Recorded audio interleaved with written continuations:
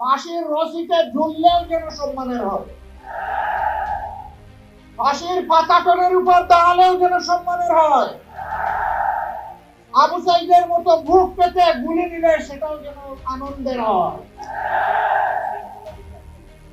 এমন জীবনী রাজনীতিবিদের জীবন হওয়া উচিত।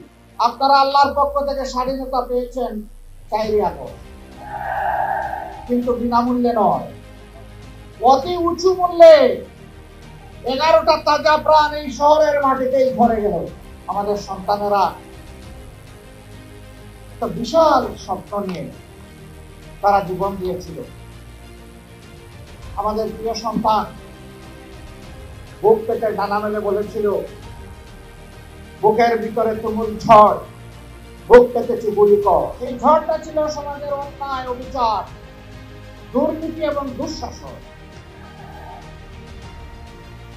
কোন যুগেই যুবকরা কখনো দুর্নীতি এবং দুঃশাসনকে সমর্থন করে না, বরঞ্চ তার বিরুদ্ধে গর্জে উঠে প্রতিবাদ করে, প্রতিরোধ করে, যুদ্ধ করে বিজয়ী হয়, হয় শহীদ হয়, না হয় গাজী হয়, মাঝখানে আর কিছু থাকে না।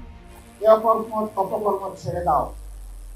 তোমাদের যদি খাওয়ার অভাব হয়, আমরা আশ্বস্ত করছি, এই সমস্ত মানুষগুলা মিলে আল্লাহ আমাদেরকে যে নিয়ামত এবং রিজিক দিয়েছেন আমরা ভাগ বাটোয়ারা করে খাবো। তবুও তোমরা চাঁদাবাজি ছেড়ে দাও, দখল বাণিজ্য ছেড়ে দাও, তোমরা মানুষকে কষ্ট দিও না। ক্ষমতায় আসার পর 2024 সালের 5ই আগস্ট পর্যন্ত যেই দলের সবচেয়ে বেশি সংখ্যক শীর্ষ নেতাকে খুন করেছে তার নাম হচ্ছে বাংলাদেশ জামায়াত ইসলামী।